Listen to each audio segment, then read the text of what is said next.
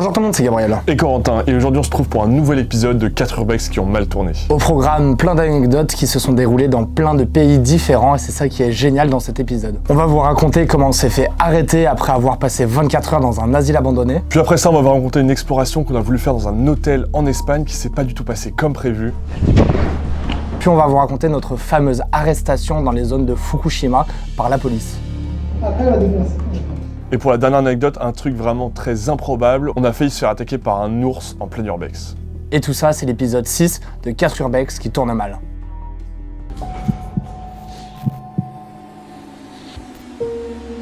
Pour cette première anecdote, on devait passer 24 heures dans un asile abandonné pour vous y faire une vidéo vraiment incroyable. Et la vidéo sortira d'ailleurs en janvier prochain. Pour recontextualiser un peu la chose, on s'était rendu en Italie pour faire cette fameuse vidéo où on voulait vraiment dormir dans un asile psychiatrique. Et on a vraiment choisi un lieu où l'ambiance était terrifiante, où il s'est passé des choses vraiment très flippantes à l'époque, comme des traitements qui étaient considérés inhumains sur les patients. On va donc explorer le lieu de nuit, y découvrir de nombreux bâtiments, on va même aller dans les caves où on va faire des découvertes très surprenantes et on ne sait pas si c'était normal encore à ce jour-là. Et ce qui nous avait fait hésiter à dormir dans cet endroit, c'est que le lieu était surveillé et qu'on avait vu plusieurs voitures de sécurité, puisqu'il y a encore un des bâtiments qui est utilisé et qui du coup a de nombreuses alarmes et caméras de sécurité. Pendant toute la nuit, on va donc être très prudent sur place, à nos déplacements, à pas faire de bruit et toujours être à l'affût. Et tout va bien se passer jusqu'au lendemain matin. Le lendemain matin, contre toute attente, la nuit s'est bien passée, on est encore en vie, on décide donc de partir. Et ce qu'on a envie de faire avant de partir, c'est évidemment de faire des plans au drone. Du coup, on se rend devant l'asile pour commencer à filmer, et c'est là que ça va commencer un peu à mal tourner. On avait pu remarquer qu'il y avait une camionnette qui était sortie il y a quelques minutes de l'intérieur de l'asile psychiatrique, et ce qui va suivre, on n'y était pas du tout prêt. En effet, seulement quelques minutes après que cette voiture était sortie, on a été très surpris de voir une voiture de police qui arrivait et qui s'est garée juste devant nous, et qui est très rapidement descendue.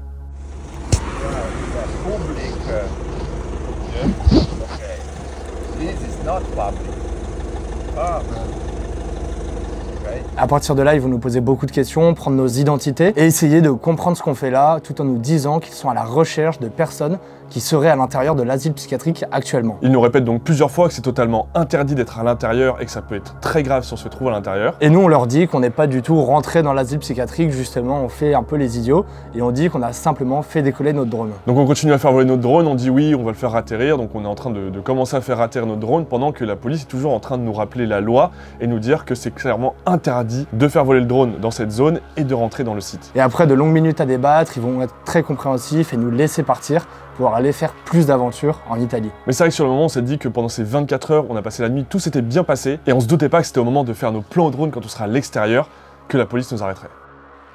Et avant de continuer la vidéo, n'hésitez pas à mettre un petit pouce bleu à cette vidéo, à laisser un petit commentaire, ça nous ferait super plaisir. Et il faut savoir que ça soutient directement la chaîne. Donc merci à tous ceux qui prendront quelques secondes pour cliquer sur le petit pouce bleu et mettre un petit commentaire. Pour la deuxième anecdote, on se dirige en Espagne dans un luxueux hôtel abandonné depuis seulement quelques années. Dès les premières minutes en arrivant, on remarque qu'il y a une voiture de sécurité qui est garée avec une sorte de petit cabanon de sécurité. Du coup, on se dit qu'il va falloir être très prudent et on va contourner le bâtiment pour trouver une entrée loin de cette voiture. On arrive à s'infiltrer sur la propriété en escaladant une petite porte et à partir de là commence un jeu du chat et de la souris. On va essayer de trouver une entrée pour rentrer dans l'hôtel et ça va vraiment être pas si simple que ça. Là-bas directement. Ouais, allons là-bas. Par contre, elle va être plus relou pour sortir la porte. L'entièreté des fenêtres est condamnée, toutes les portes sont fermées. On va décider de prendre de la hauteur pour voir s'il n'y a pas certaines portes qui pourraient être ouvertes ou certaines fenêtres qui auraient été oubliées d'être condamnées. Dans tous les cas, c'était pas ce genre de fenêtre qui s'ouvrait.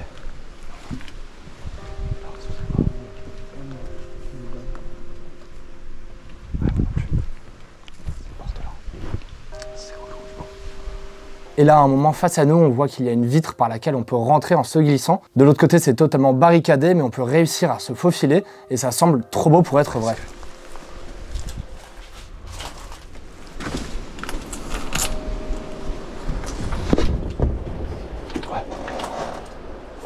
En essayant de passer, ça fait évidemment beaucoup de bruit et en fait, cette fausse entrée ressemble beaucoup plus à un piège qu'autre chose pour alarmer quelqu'un à l'intérieur et faire en sorte qu'il entende tout ce bruit. Et le piège va bien marcher car on va voir une silhouette arriver à l'intérieur de l'hôtel. Attends, je te dis si ça m'aide à quelque chose. On est baisé. Il y a une sécurité là. Non, on va pas passer après. Et regarde, la porte est bloquée avec un bureau. Allez, bâtard.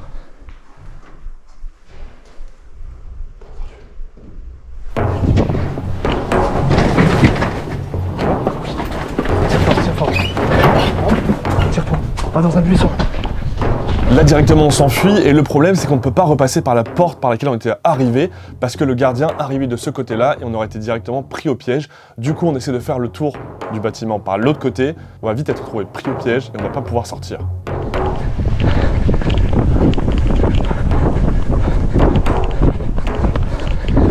On se fout là.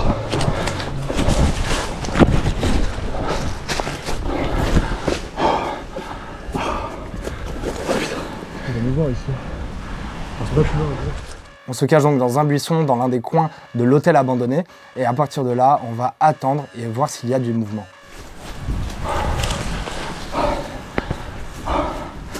Putain. Je suis complètement entendu. Je sais pas si c'est un timing. En tout cas, ils nous ont entendu nous enfuir. Putain, il est trop fort. Il a mis un bureau avec une corde. Et tu l'as vu à l'intérieur du coup? C'est vrai. Je pense que la caméra aussi. Je sais, elle a vu. Et il t'a vu du coup? Je sais pas. Il t'a fait ça toi? Non, il a fait, tu sais, vu qu'il y a c'est plein de salles avec des miroirs qui séparent. Enfin, pas des miroirs, mais des vitres. Du coup, je sais pas s'il m'a vu, mais je pense. Enfin, je pense qu'il était pas là par hasard. Il ne nous retrouvera pas ici. Ah, mais ici, on va trouver ici sa sauce. Non, mais on va chercher les toilettes. Si on jette là, ça, tu vois. On peut. Son piège était tellement bien tendu. C'est vrai que c'est un piège en fait, l'entrée là. Il doit y avoir un truc qui déclenche un bruit ou je sais pas quoi. Bah, tout le bordel dedans. Ouais. Et là, il doit être en train de nous chercher de partout.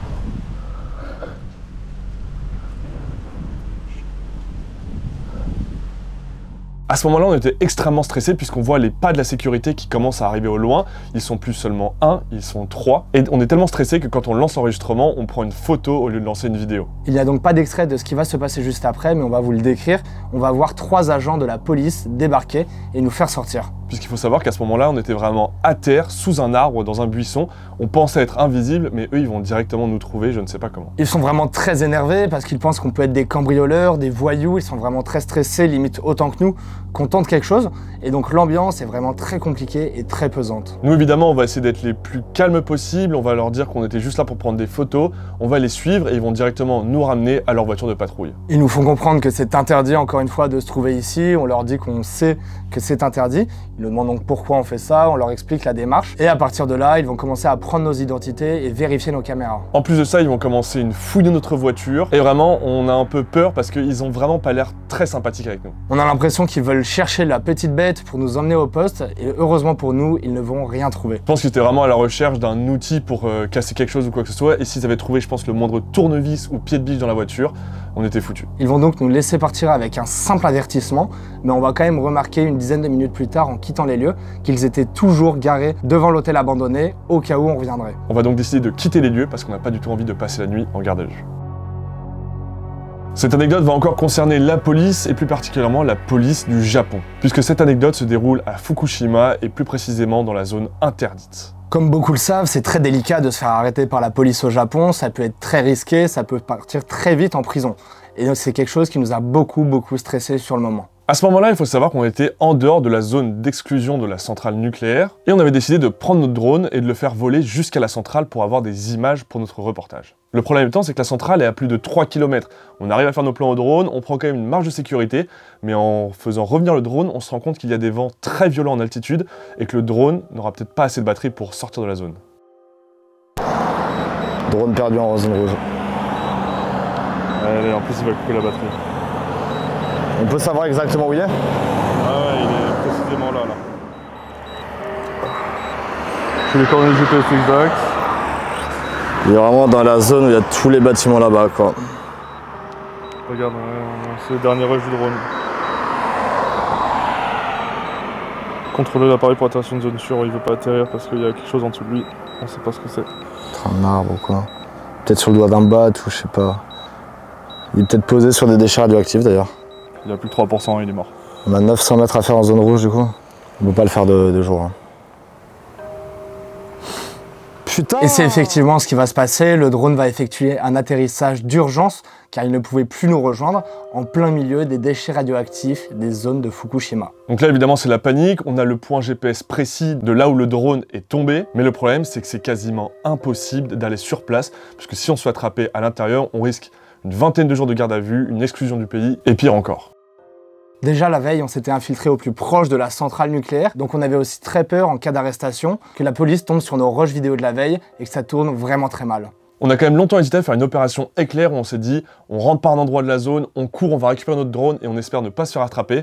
Mais on s'est dit c'est beaucoup de risques pour pas grand chose. On préfère aller voir des gens qui sont juste à côté, qui travaillent à l'intérieur et leur demander gentiment s'ils peuvent pas aller récupérer notre drone. En faisant évidemment les gros touristes, les gars un peu neuneux, en mode oh non le drone on l'a perdu. Et ça va pas super bien se passer parce que la réponse sera négative. Non seulement la réponse sera négative, mais quelques minutes plus tard, on va voir 3 voitures de police qui vont arriver très rapidement vers nous. Et là on va se dire que c'est la merde. Effectivement, la personne avec qui on avait demandé d'aller récupérer notre drone était allée demander à son patron, et le patron s'était sûrement empressé d'appeler la police pour lui signaler ce cas. À ce moment-là, on se trouve donc bloqué entre les voitures des gens qui travaillent dans cette zone rouge et 3 voitures de la police, et en plus de ça, il y a une vraie barrière de la communication, et c'est impossible de communiquer avec la police. En plus de ça, dans la zone de Fukushima, il n'y a vraiment aucun crime, ça n'arrive jamais, donc la police est vraiment très à cran et ne comprend pas du tout ce qu'on essayait de faire.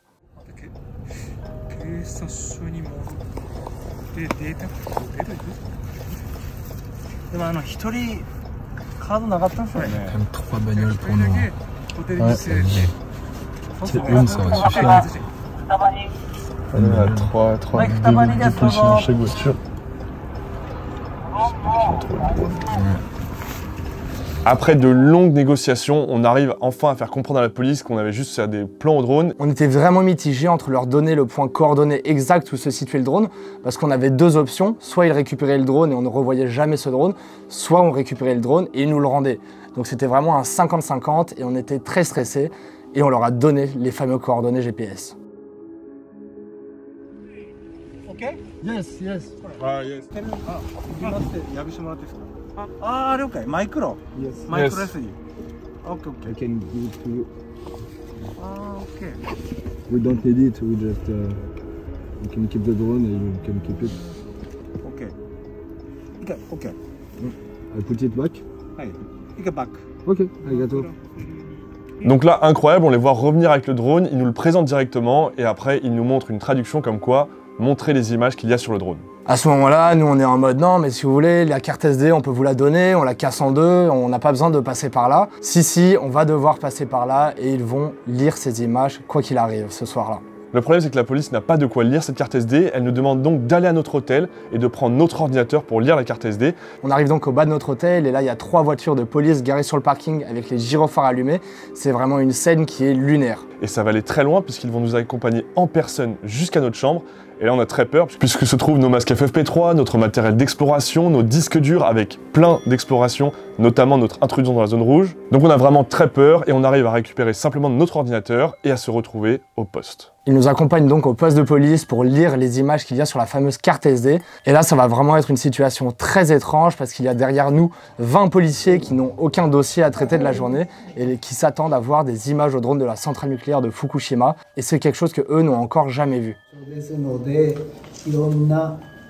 Ils vont être partagés entre la stupéfaction et l'énervement et c'est un sentiment assez bizarre puisque certains sont émerveillés de voir les images de la centrale et d'autres sont très énervés puisque c'est évidemment une zone interdite. Et ce qui est marrant, c'est qu'on voyait la différence d'énervement en fonction des générations de policiers. Le plus âgé, qui devait être capitaine, était vraiment choc-barre, il était super vénère. C'est vrai qu'il était choc-barre. Mais l'un des policiers les plus jeunes comprenait totalement qu'on fasse des plans en drone, bien que ce soit illégal. Il n'était pas en mode c'est quelque chose de très grave, c'est juste des touristes un peu idiots. L'ambiance va donc se calmer au fur et à mesure, il y aura un peu moins d'énervement dans l'air et on va avoir un peu plus d'espoir de s'en sortir indemne, malgré le fait que directement il va nous demander de supprimer tous ces enregistrements et les copies qu'on aurait pu y faire. Et là, malgré le fait que cette ambiance est un peu redescendue, le capitaine est toujours très énervé et très formel et nous dit encore une fois que si jamais ces images sortent sur internet ou si jamais on est repris à côté de la zone, eh bien on sera poursuivi en justice par le Japon et on ne pourra jamais revenir au Japon de notre vie. Est-ce que c'est bon pour nous? Non, c'est pas bon pour nous. Évidemment, le lendemain, on est retourné sur place pour faire les plans en drone, vraiment les gars qui apprennent pas du tout de leurs leçons. Et cette fois-ci, on a fait attention à avoir le temps pour que le drone revienne jusqu'à nous. On aura fait carrément 3 allers-retours avec des batteries différentes pour être vraiment safe. C'en est tout pour cette anecdote, mais en tout cas voilà, c'était une sacrée expérience, on a vraiment eu très peur, et c'était je pense la fois où on a le plus galéré à communiquer avec des personnes, puisque vraiment on ne parlait pas de vive voix, on parlait simplement avec Google Traduction. Et au moins pour une fois, on sera monté dans une voiture de police. Dans lesquels on était séparés d'ailleurs. Ouais. Ça c'était bien flippant, on l'a pas précisé, mais on était séparés. Pour la 4e anecdote, on se trouve encore au Japon, sur l'île d'Hokkaido, au nord du Japon, sur laquelle il fait très froid et dans laquelle on va explorer un parc d'attractions abandonné. Le parc d'attractions se trouve au sommet d'une montagne, il est un peu enneigé, il est vraiment magnifique, il y a encore une grande roue, on trouve même encore un train, des wagons, c'est magnifique comme exploration. Malheureusement, dans cette vidéo, on a eu un problème de micro, donc tout ce qui était filmé avec notre boîtier n'a pas de son, donc c'est des vidéos sur lesquelles on n'a pas de réaction auditive malheureusement. Mais pour vous raconter l'histoire, il faut savoir que cette zone est réputée pour avoir une forêt sauvage avec beaucoup de vie animale, et notamment des ours, des sangliers, etc. Et c'est d'ailleurs quelque chose d'assez régulier dans la zone de voir des panneaux « Attention aux ours ».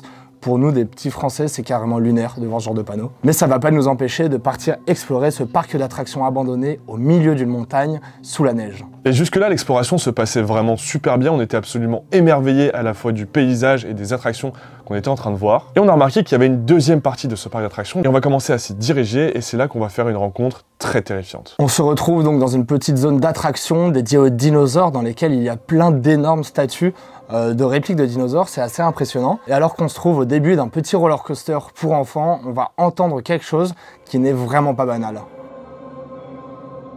Et là on va avoir très peur parce que juste à côté de nous, dans les sous-bois, on voit une grosse masse sombre en train d'écraser des petits arbustes. Et cette masse sombre, on l'entend carrément de loin, elle fait beaucoup de bruit, des craquements de bois, etc. Et cette grosse masse sombre, il s'agit d'un ours. Parce que pour avoir déjà rencontré des sangliers dans les forêts françaises, ça n'a rien à voir avec l'animal qu'on a vu ce jour-là. Donc à partir de ce moment-là, on est complètement en panique, on est un peu figé, on ne sait pas quoi faire. On se trouve heureusement un peu en hauteur, ce qui nous donne un peu de confiance, mais on est vraiment en mode, est-ce qu'on continue l'exploration? Est-ce qu'on prend le risque d'aller vers cet ours? Parce qu'effectivement, la suite du parc d'attractions abandonné se trouve dans la direction de l'ours. Ce qu'on va faire, c'est que pendant une quinzaine de minutes, on va donc rester sur cette petite partie en hauteur sans bouger et voir si on voit encore cet ours bouger au loin. Et après ne pas avoir vu de nouveaux signes de vie de cet ours, on va décider de continuer l'exploration malgré les risques en se disant que l'animal a dû avoir peur et doit être déjà loin à ce moment-là. Fort heureusement pour nous, on va se diriger vers cette deuxième partie du parc d'attractions. On va vraiment faire un énorme détour parce qu'on n'a vraiment pas envie de se faire surprendre par un ours. Et heureusement, on n'a jamais été attaqué par cet ours. Parce que ça aurait été vraiment très compliqué de fuir avec la neige et le verglas. Pour un ours, il est dans son élément, donc lui, il nous aurait mangé en 2 secondes. Et pour vous dire le niveau de panique, il faut savoir que pendant les 15 minutes où on attendait, on était vraiment en train de chercher sur internet que faut-il faire face à un ours. Et parce qu'on était vraiment, on avait très peur sur le moment. Et quelle est la réponse alors? On ne sait plus. Bon, moi je me rappelle, il y avait écrit se défendre. Ah oui. On était morts de rire. Super. Et en arrivant face à la deuxième partie du parc, on est vraiment fasciné, on est émerveillé parce que c'est vraiment magnifique tout ce décor sous la neige. On en vient même à oublier qu'il y a 15 minutes, on était face à un ours. Et sauf que les problèmes vont très rapidement revenir. Puisqu'en étant au pied d'une des premières attractions, on va entendre exactement les mêmes bruits qu'on venait d'entendre juste avant. Du coup, on va directement monter en hauteur sur cette attraction pour éviter toute confrontation. Allez, c'est parti pour la montée. Rien n'est rassurant dans ce que nous sommes en train de faire.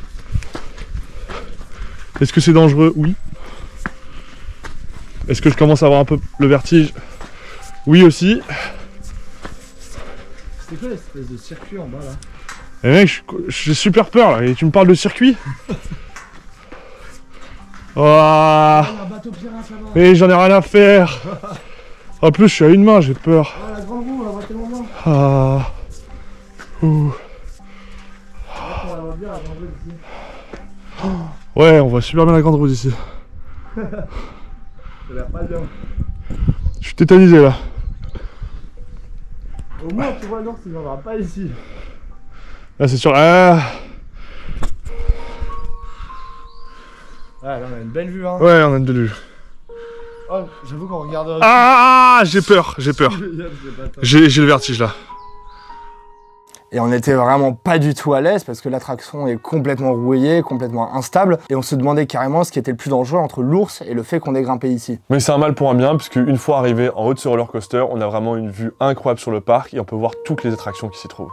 On peut aussi essayer de voir l'ours, mais cette fois on n'arrive pas à le localiser, on l'a juste entendu rapidement, mais on n'aura pas de nouvelles de cet ours. Et encore une fois, on va rester facilement 5-10 minutes là-haut, de peur que l'ours nous charge une fois qu'on descende pour explorer le parc d'attractions abandonné. Et après ça, on va descendre de ce roller coaster pour explorer la suite de ce parc d'attractions, mais toujours en ayant cette frayeur que l'ours revienne sur nous. On va y découvrir de nombreux roller coasters, des carrousels, et on va même y faire une découverte assez étrange, il y a un endroit où il y a des motoneiges. Cette exploration était vraiment incroyable, mais la nuit commençait à tomber, on n'avait pas envie d'être en forêt de nuit, et en plus de ça, on avait pas mal de chemin à faire à pied pour revenir jusqu'à notre voiture. Du coup, on part de ce parc après avoir fait cette magnifique exploration et cette grosse frayeur. C'en est tout pour ces 4 grosses anecdotes, on espère qu'elles vous auront plu. En tout cas pour nous à chaque fois c'était de bonnes frayeurs, on pensait ne pas s'en sortir et au final tout va bien, on peut toujours continuer à explorer. Merci à tous d'avoir suivi cette vidéo jusqu'au bout, n'hésitez pas à mettre un petit pouce bleu et à vous abonner à la chaîne, c'est super important pour nous. Et on se retrouve très bientôt pour de prochaines vidéos, par exemple samedi prochain à 18 h. C'était Gabriel Corentin, Bye bye.